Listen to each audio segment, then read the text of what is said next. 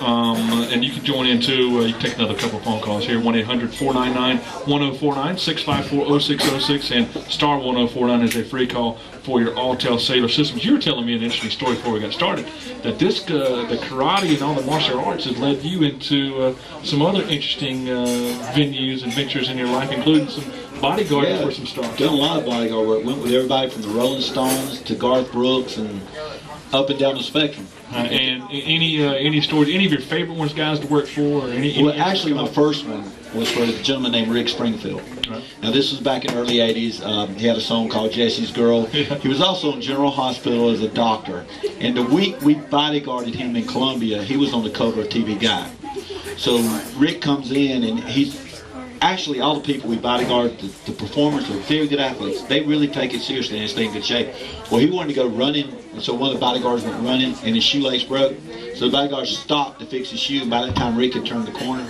So for about 45 minutes, we had lost him in the city of Columbia jogging around. So finally came back to the health club where we were working out. But that was kind of like, oh, that's real professional. We lost the guy we're supposed to be with. It's not, I mean, I imagine protecting from females might be the most fun part of that job for you, right? Rolling Stones, like I said, Rick Springfield, that was the first night I worked. We went to a concert, and there was every 13-year-old girl in Stateside Town with their mom and sisters were at the concert. And I'm going like, yeah, I can do this. I can hang out with it. And then, you know, you work with people like John Bon Jovi and Garth Brooks, who's probably, out of all the people I've ever worked with, that is the hardest working, nicest fella I have ever worked for in my life. A lot of them are kind of, you know, they're kind of snooty because they're status like Pink Floyd. When they walk by, they want you not to look at them.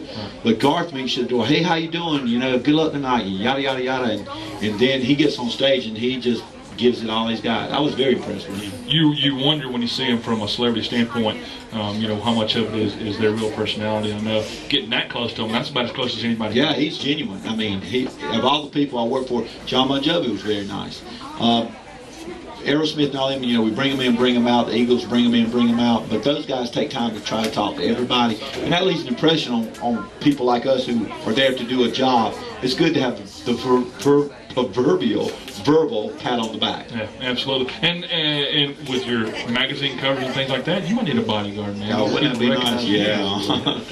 Now in the Living Legends Award. Let's talk a little bit about the program at Anderson College. How did that come about? Well, they always had a PE department over there that's pretty progressive. You know, they had tennis, they had aerobics right when it started out and everything. So karate's always been an integral part of their program. And since I have a college degree and I was able to teach the class, I fell right into place when they put it back into the program. So I was kind of the right place at the right time, which was really good because that is my alma mater. Right. So that worked out real good for me, be able to go back to where I really started and maybe get some more people started. How long have you had the schools then outside the college, you know, with your own individual? I graduated college in 1978 after my parents paid thousands and thousands of dollars for me to get a college degree. And that very month I opened up my first karate school. And the first year I didn't even have enough money to cut the heat on. And so it kind of grew from there, so now I can afford to have heat. Are there any, you know, in all sports there's fundamentals, and for those that are, you know, just beginning in it, I guess the same fundamentals would apply to you at the highest level as it would be to the absolute beginner? Nutrition, proper warm-up, proper technique. Our whole philosophy in our school is technique, speed, power in that order. Technique yields speed, yields power, and that's the way we train. You know, do the proper technique, learn to do it quickly, then the power will develop. You got your flexibility. In any sport, you can't just jump in there and go right off the bat. You've got to warm up, you've got to do your drills and everything. So it's basically the same as any other sport. It's just that our sport requires you to kick your foot up head high, where most sports require you to kick your foot at a ball.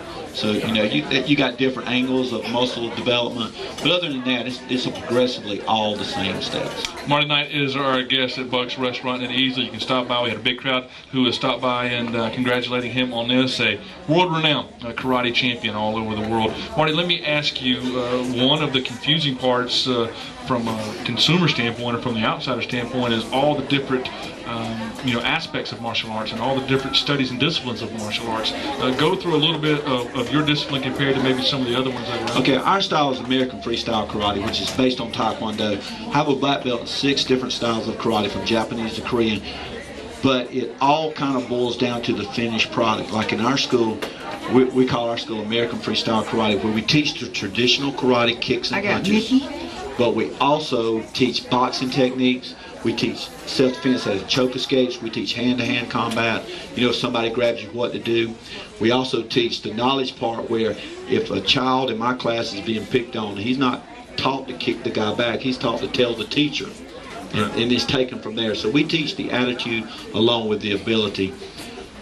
We don't have any Oriental overtones. I mean, the kids call me Coach Marty, Coach Knight, and Mr. Knight.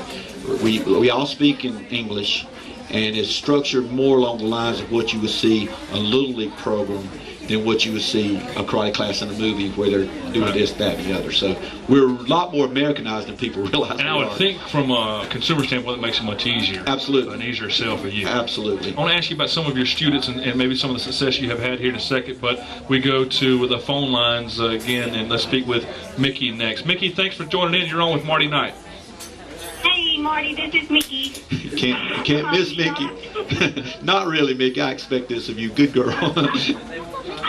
Well, I just want to reiterate some of the good things that people have said about you, but I just want to tell a lot of these people who you really are. Uh-oh. So I would like to start by telling everyone that the way Marty is when you think he's not watching in the class, he's watching.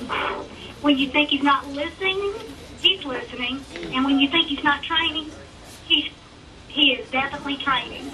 He knows your weaknesses, he knows your strengths, and he knows your limits. And I'm going to tell you, he'll do it. He'll use every bit of that to rattle your cage. No, he'll use it to motivate you to be the best fighter. I just wanted to let you know I really appreciate you, Marty. Thank you so much, sweetie. Mickey, that's awful nice of you. I appreciate the telephone call. Well, actually, Mickey, what she don't want anybody to know, or she's too proud to say, she was the #2 senior black belt lady fighter in the nation in 1998. Well, so she didn't want to tell anything about that. Yeah, she don't want to brag on herself, but now I'm getting you back, Mickey.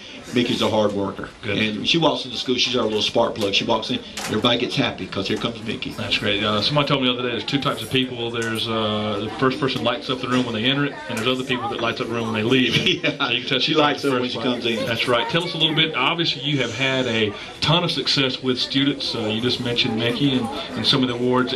I know you get a great satisfaction, from that. You get as much satisfaction seeing your students do well as maybe some of the awards that you. Oh, actually, I was being interviewed for a magazine 2 or 3 years ago, and they said, "What are your toughest fights?" And I go, "In my school." And they go, "No, seriously, really, what are your toughest fights?" I'm going, "Seriously, really, in my school."